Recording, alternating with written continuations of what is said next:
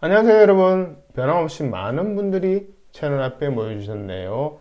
아이디 될 때까지 지원한다님, 아이디 공기업은 나의 것님, 아이디 일반 임기제 공무원은 나를 위해 만들었다님, 아이디 꽃 피는 봄이 오면 사원증도 필 거야 님, 기어봐 내가 불러주기 전까지 나는 지준생의 몸짓에 불과했다 님 등 모두 반갑습니다.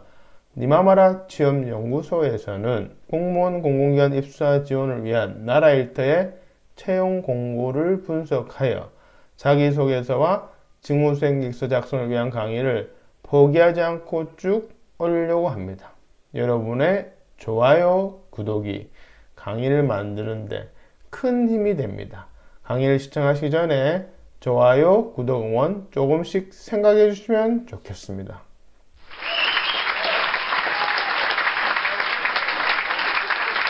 오늘은 광주광역시 임기제 공무원 비서 요원 지원에 대한 자기소개서와 직무수행에서 강의 중 일부 순서입니다. 혹시라도 바쁘셔서 강의 영상을 띄엄띄엄 보시거나 아니면 빨리 감기로 점프 하신다면 첫사랑과 헤어진 이후 최대의 후회를 하시게 될 것입니다. 아, 나는 모쏠인데요 하시는 분은 네, 이해합니다. 그냥 마음대로 하세요. 자기소개서 직무수행객서 작성을 위해 우선 모집공고 분석하고 그것을 토대로 자기소개서 직무수행객서 작성에 적용하는 방법과 예시가 순차적으로 있기 때문에 처음부터 끝까지 달려보시는 것이 합격을 위한 피가 되고 살이 될 것입니다. 그럼 시작해 볼까요? 지금 강의하는 저의 소개는 우측 상단 영상을 확인해 주시길 바랍니다. 강의를 진행하는 사람의 프로필은 중요하겠죠?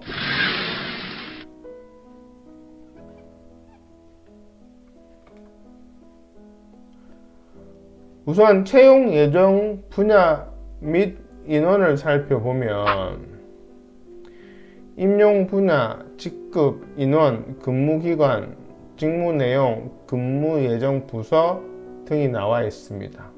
여기서 직무 내용은 보통 주요 업무라고 합니다.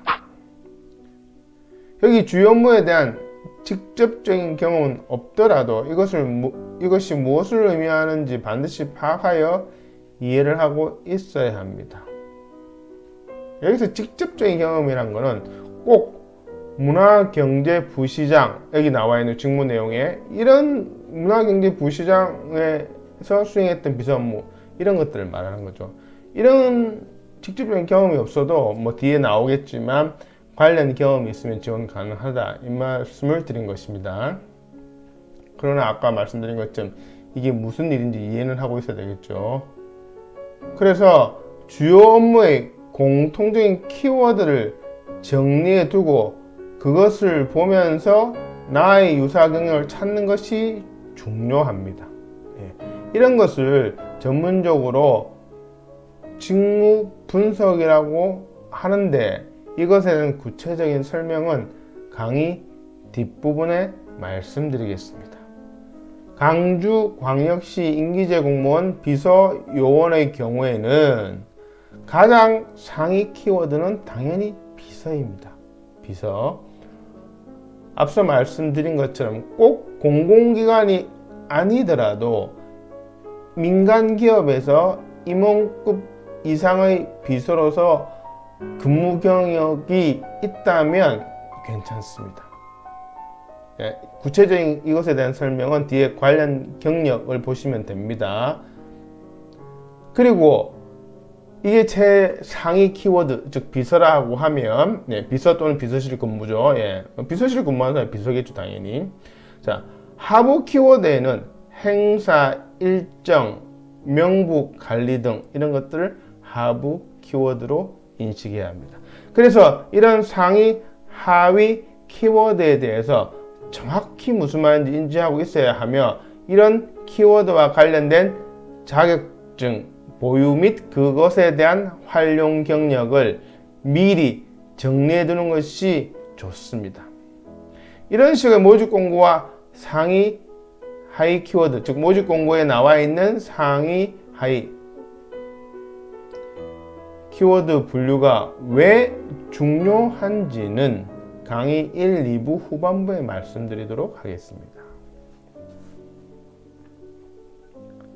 그래서 여기서는 이 상위, 하위 키워드에 해당되는 그것과 연관성이 있는 본인의 상세 업무를 쳐다보고 역시 키워드를 추출하여 서로 매칭시키는 작업, 이런 것들 매칭시키면서 그것에 대한 어떤 상세 내용이라든지 아니면 또한 그것을 하면서 했던 성공 사례들을 미리 정리해 두는 것이 뒤에 말씀드릴 자기소개서나 직무수행 계획서를 잘 적기 위한 사전 작업의 핵심입니다.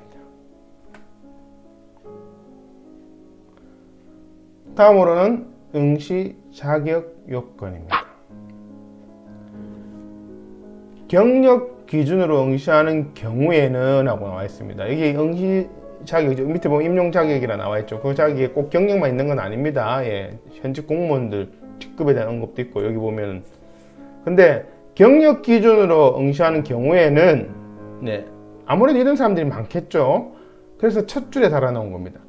관련 분야의 최종 경력을 기준으로 시험 공고일 기준입니다. 시험 마감일이 아니고 언제 공고됐든지 시험 공고일 기준으로 현재 퇴직 후 3년이 경과되지 아니하여야 함, 이렇게 나와 있습니다.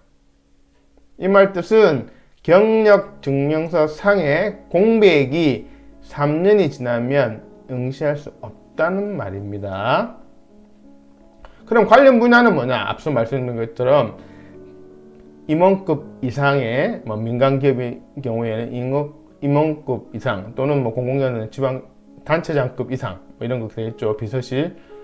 그래서 근무한 경력을 말합니다. 그건 반드시 경력 증명서에서 입증해야 되고, 그래서 경력 증명서에서는 비서라는 이 키워드는, 이 최상위 키워드는 반드시 기술되어 있어야 합니다. 예. 여기서 경력 증명서에 대해서 좀 추가로 하나 말씀드리면, 보통은 경력 증명서를 떼면은 그냥 앞서 모집공에 보신 것처럼 직무 내용, 즉 주요 업무, 그렇게 간단하게 한두 줄 쫙 적고, 여러분 보통 평상시 이력서 적을 때 보면은 이게 담당 업무 해가지고 칸도 한 줄만 딱 적게 되어 있는 칸 있잖아요. 그런 식으로 해서 경력증명서를 발급받는 경우가 많은데, 사실상 이런 것들은 큰 도움이 안 됩니다. 여기처럼 경력 기준 응시할 경우 관련 분야라고 말씀드렸습니다. 그러면 그 관련 분야는 면접관이 어떻게 판단하느냐? 밑에 있는, 아까 이야기한 그 주요 업무 밑에 있는 그 상세 업무의 구체적인 내용들이 경력증명에 명시되어 있어서 그것을 보고 판단하는 겁니다.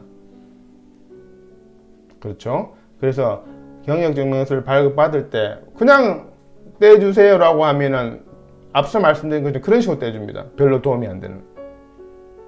발급하는 입장에서는 보통 그게 정형화된 툴이고 양식이기 때문에, 그래서 본인이 했던 상세 업무를 싹 정리를 해서 좀 더 세련되게 좀 나이스하게 한다 그러면 모집공에 맞춰가지고, 그렇다고 거짓 허위 경력을 적어달라면 안 적어주겠죠. 당연히 추려서 딱 적어서 내용을 던져주면서 이 내용이 상세 내용으로 들어갈 수 있도록 끊어달라고 하면 대부분 또 끊어줍니다. 예, 그렇게 해서 경력증명서를 갖고 있는 게 좋고, 보통 경력증명서를 끊는 타이밍은 퇴사일, 퇴사는 그 당일날 끊는 게 좋습니다. 깜빡 잊고 퇴사 후에 몇 개월 뒤에 본인이 필요해서 다시 전화로 요청한다거나 말하면 그 담당자가 자기 당장 바쁜데 금방 내가 원하는 기한 내에 끊어주겠습니까? 예, 그래서 퇴사일 나오는 그날 끊어달라는 게 제일 좋습니다. 자, 여기 보면은 이제 자격에 대해서 구체적으로 나와 있습니다. 읽어보시면 될 것 같고요. 예, 학위에 대한 자격, 첫 번째는, 두 번째는 관련 분야에 대한 자격, 그리고 세 번째는 공무원서의 자격이 나와 있습니다. 자, 보수 및 근로 조건입니다.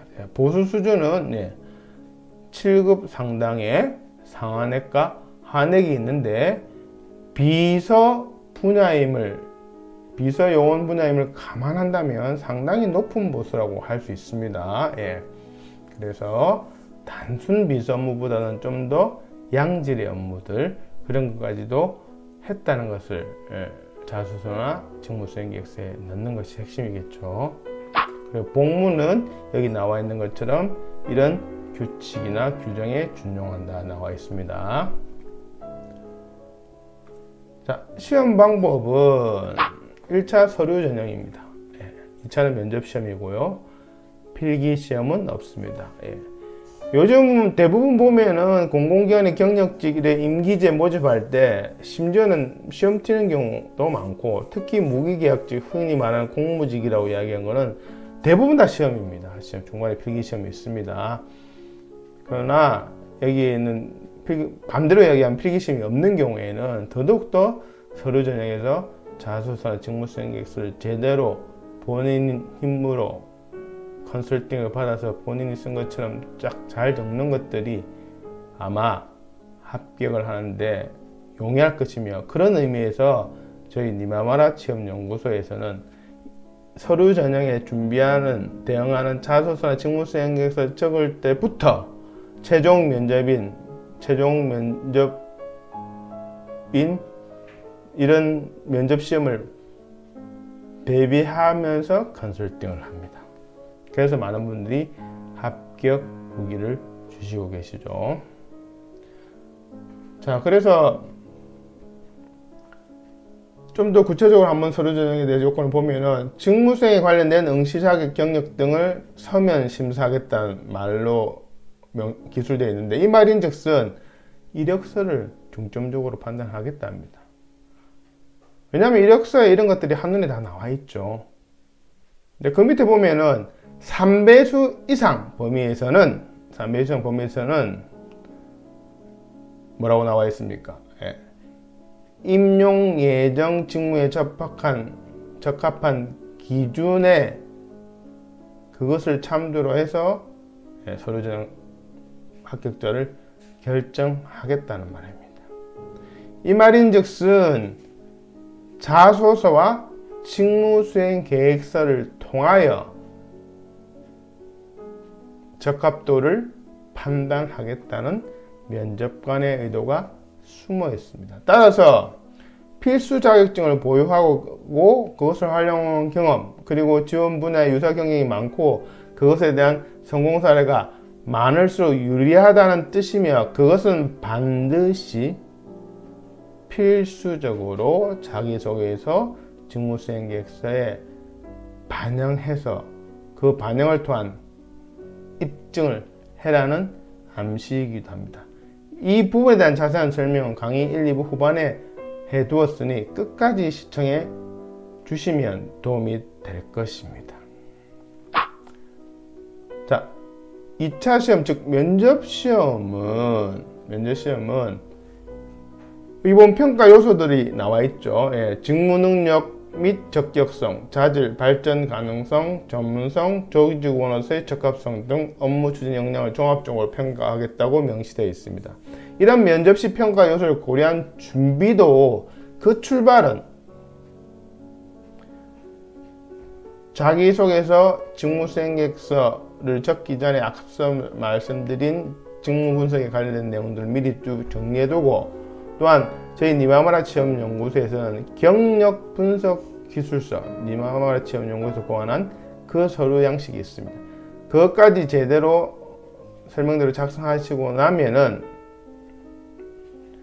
자소서나 직무수행계획서 적기 훨씬 편하고, 잘 쓴 자소서나 직무수행계획서는 면접 시에 면접관의 질문을 유도합니다. 이런 것의 전반적인 내용에 대해서는 강의 1, 2부 후반부에 설명드리도록 하겠습니다.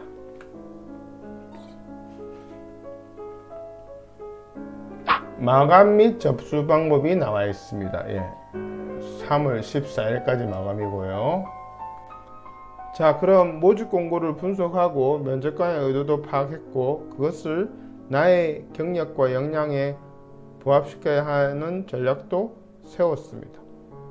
이것을 바탕으로 모집 공고에 나와 있는 주요 업무를 나에게 맞도록 우선순위로 재정립하는 것이 필요합니다.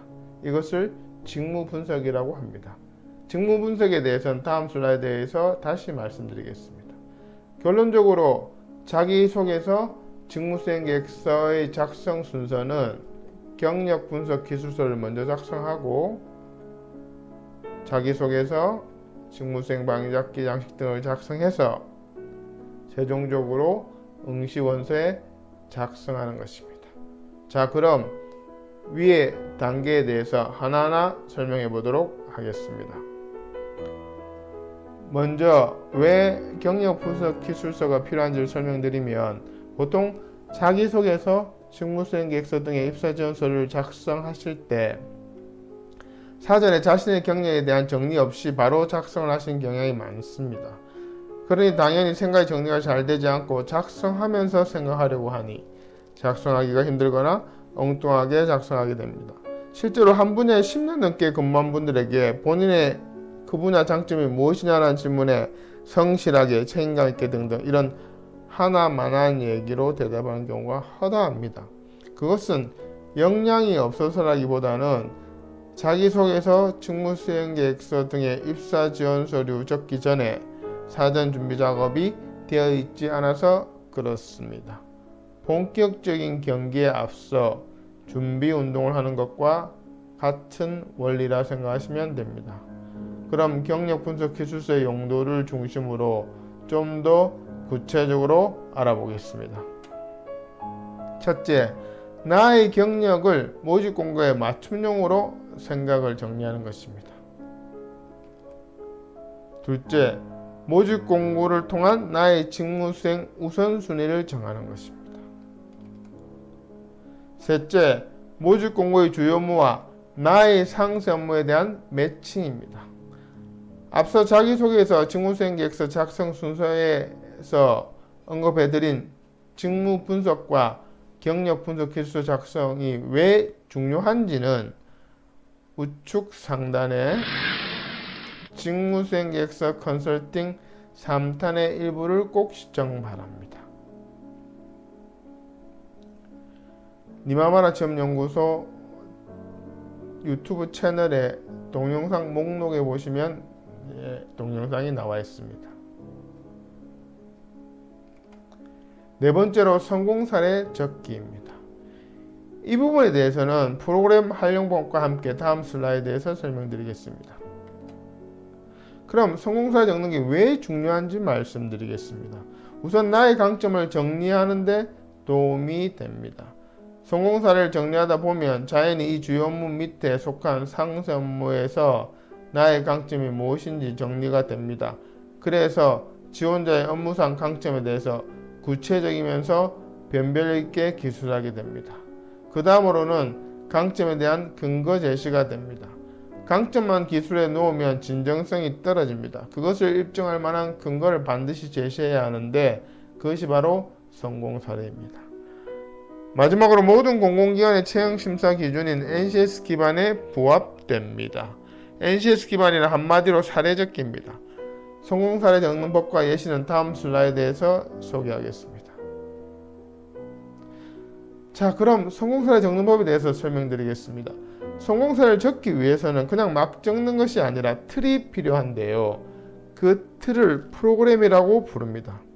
니마마라 취업연구소에서 컨설팅을 의뢰하시면 자기소개서와 직무수행계획서 작성을 위한 주제별 프로그램을 만들어서 제공합니다. 물론 그것에 대한 활용법도 설명드리고요.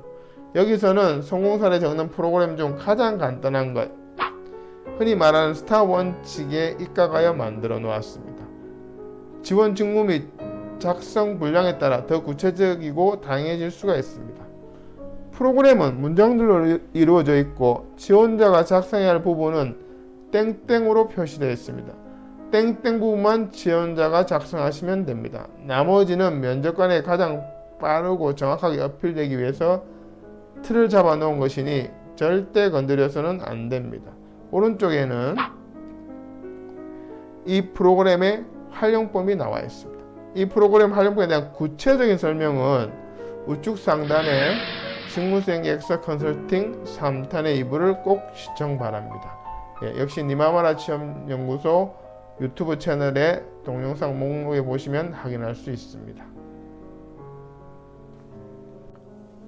저희 니마마라 취업연구소에서는 맞춤형 컨설팅으로 작성을 도와드리겠습니다. 자기소개서, 직무수행계획서 작성을 도와드리겠습니다. 광주광역시 임기제 공무원 비서요원 강의 2부도 기대해주세요. 구독, 좋아요 부탁드립니다. 고맙습니다.